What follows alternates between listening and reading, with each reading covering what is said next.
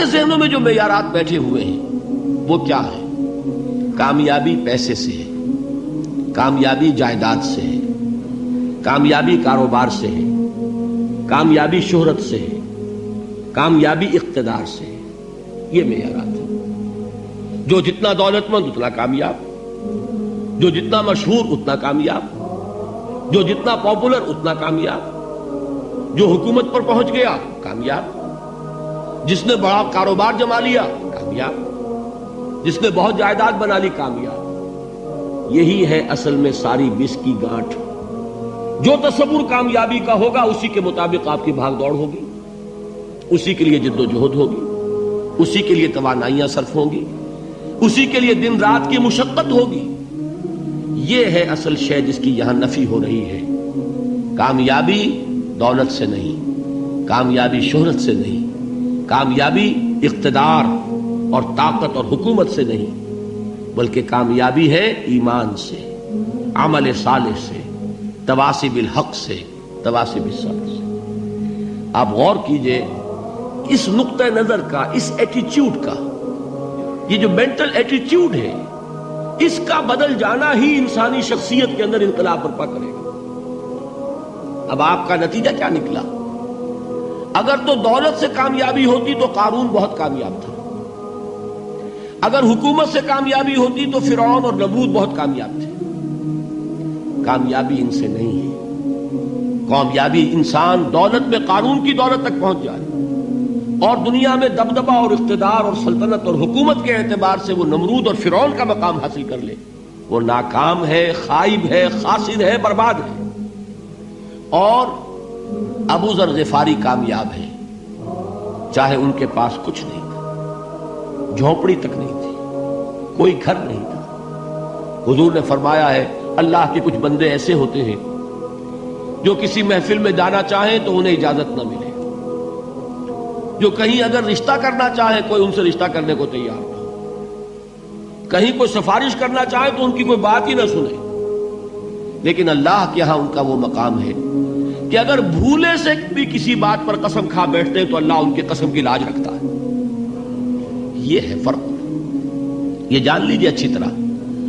اس بات کا مان لینا آسان، اس پر سبحان اللہ کہنا آسان، لیکن اس کے مطابق آپ کے اپنے ذہن کا بدل جانا بہت مشکل. اس لیے کہ ہم متاثر ہوتے ہیں اپنے ماحول سے. وہ بڑا محل ہے، دیکھ کر ایک دفعہ جھجری آتی ہے، وہ بڑی سی 20 فٹ لمبی کار سناٹے کے ساتھ آپ کے پاس سے گزر گئی. ایک دفعہ اعصاب کے اندر ارتعاش ہوتا ہے، محسوس ہوتا ہے بڑے یہ نصیبے والے لوگ ہیں، بڑے خوش نصیب، بڑے کامیاب. حالانکہ کچھ معلوم نہیں کہ یہی سب سے بڑی بد نصیبی ہو سکتا ہے کہ یہی سب سے بڑی ناکامی ہو. اگر ذہنوں میں یہ بات بیٹھ جائے کامیابی کس شے سے. یہی وجہ دیکھیے قرآن مجید میں بارہا آپ دیکھیں اولئک هم المفلحون، یہ ہے لوگ کامیاب ہونے والے. آج یہ آپ نے نماز میں وہ آیات سنی، یا ایھا الذین آمنوا ارکعوا واسجدوا واعبدوا ربکم وافعلوا الخیر لعلکم تفلحون. اے ایمان والو، رکوع کرو، سجدہ کرو، اپنے رب کی پرستش اور بندگی کرو اور اچھے کام کرو تاکہ تم کامیاب ہو جاؤ. تو کامیابی کن چیزوں سے ہے؟ یہ ہے سب سے بڑا سبق. یہ ہمارے دل میں اگر بات بیٹھ جائے، ٹھک جائے، تو زندگی بدل جائے گی. صبح و شام بدل جائیں گے، نقشے بدل جائیں گے، بھاگ دوڑ کا رنگ بدل جائے گا، ویلیو سٹرکچر بدل جائے گا. آج وہ ایک چیز نہایت اہم نظر آ رہی ہے، کل نہایت غیر اہم نظر آئے گی.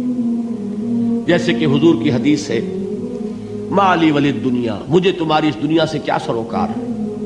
انما مثلی کراکب استظل تحت شجرۃ ثم راح فترکها، میری مثال تو اس سوار کی سی ہے جو تھوڑی دیر کے لیے ایک درخت کے سائے میں ٹھہرتا ہے سستانے کے لیے، پھر وہ اپنا راستہ لیتا ہے. اسے اس درخت سے مستقل تعلق اس کا نہیں ہے، وہ اس کا گھر نہیں، وہ اس کی منزل نہیں. اسی طرح یہ دنیا میرا گھر نہیں ہے.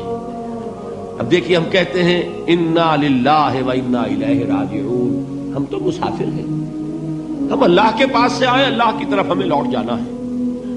کن فی الدنیا کانک غریب و عابر سبیل، حضور فرماتے ہیں دنیا میں ایسے رہو جیسے کہ تم اجنبی ہو یا راہ چلتے مسافر.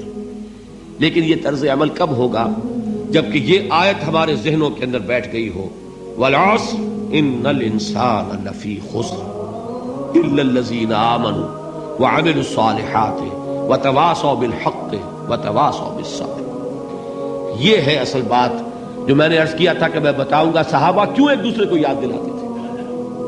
اس لیے کہ دیکھیے جیسے برف باری اگر ہو رہی ہو، آپ باہر نکلیں گے تو برف آپ کے کپڑوں پر جم جاتی ہے نا، تو آپ جھٹکتے ہیں کپڑوں کو تاکہ برف ہٹ جائے۔ ہمارے ایمان پر اس دنیا میں رہتے ہوئے جب ہم متاثر ہوتے ہیں ماحول سے تو گردہ آ جاتا ہے، برف پڑ جاتی ہے، اس کو جھٹکتے رہنے کی ضرورت ہے۔ اور وہ جھٹکنے کی بہترین اور مؤثر ترین شکل یہی ہے کہ یاد رکھو کامیابی ان چیزوں سے نہیں ہے۔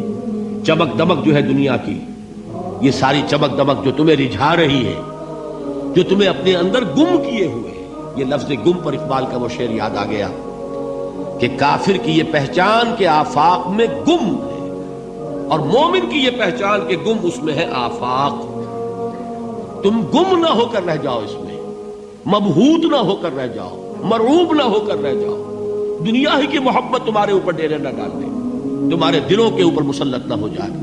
لہذا تازہ کرتے رہا کرو، والعصر ان الانسان لفی خسر الا الذین آمنوا وعملوا الصالحات وتواصوا بالحق وتواصوا بالصبر۔ پھر یاد کر لو، پھر تازہ کر لو اپنے اس یقین کو کہ کامیابی دولت سے نہیں، کامیابی ثروت سے نہیں، کامیابی اقتدار سے نہیں، کامیابی شہرت سے نہیں، کامیابی جائیداد سے نہیں، کامیابی ہے ایمان سے، کامیابی ہے عمل صالح سے، کامیابی ہے تواصی بالحق سے، کامیابی ہے تواصی بالصبر سے۔ یہ چار چیزیں ہیں کہ جو